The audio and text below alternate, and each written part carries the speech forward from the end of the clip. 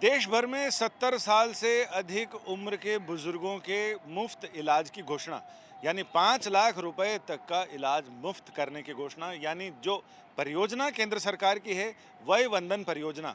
इसके लाभ से दिल्ली के बुजुर्ग वंचित हैं क्योंकि दिल्ली और पश्चिम बंगाल ये दो राज्य हैं जहां इस योजना को लागू नहीं किया गया है। दिल्ली के भाजपा से 7 सांसद उन्होंने दिल्ली हाई कोर्ट में अर्जी दाखिल की है और इस अर्जी के जरिए गुहार लगाई है कि कोर्ट इन दोनों राज्यों को यानी कम दिल्ली को ये आदेश जारी करे और ये कहे कि यहाँ भी ये योजना लागू होनी चाहिए।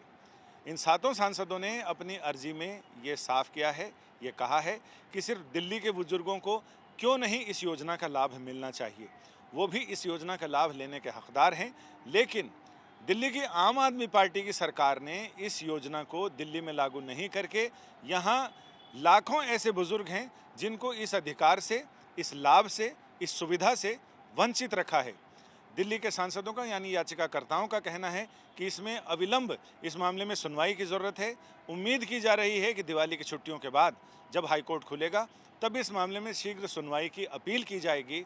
और अभी अगर हम देखें तो प्रधानमंत्री नरेंद्र मोदी ने 2 दिन पहले ही इस परियोजना की घोषणा की है जिसमें 70 साल से अधिक उम्र के बुजुर्गों को अब कैशलेस सुविधा प्राप्त होगी इस वय वंदन परियोजना के जरिए, जिसमें उन्हें 1 टका खर्च करने की ज़रूरत नहीं है। सारी इस परियोजना की तरफ से उनका सारा खर्च भुगतान अदा किया जाएगा। तो ऐसे में सिर्फ दिल्ली के बुजुर्ग ही इससे क्यों वंचित रहें। अगर हम बात करें तो पूरे देश में सभी राज्यों में योजना लागू है, बस दिल्ली और पश्चिम बंगाल ऐसे राज्य हैं जहां इस योजना को लागू नहीं किया गया है।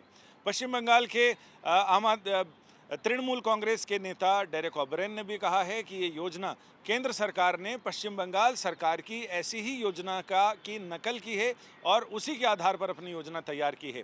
पश्चिम बंगाल सरकार का कहना है कि चूंकि ये योजना, इस तरह की योजना वहाँ पहले से लागू है, लिहाजा केंद्र की इस योजना को दोबारा से लागू करने का कोई मतलब नहीं, वहाँ राज्य सरकार की अपनी योजना है।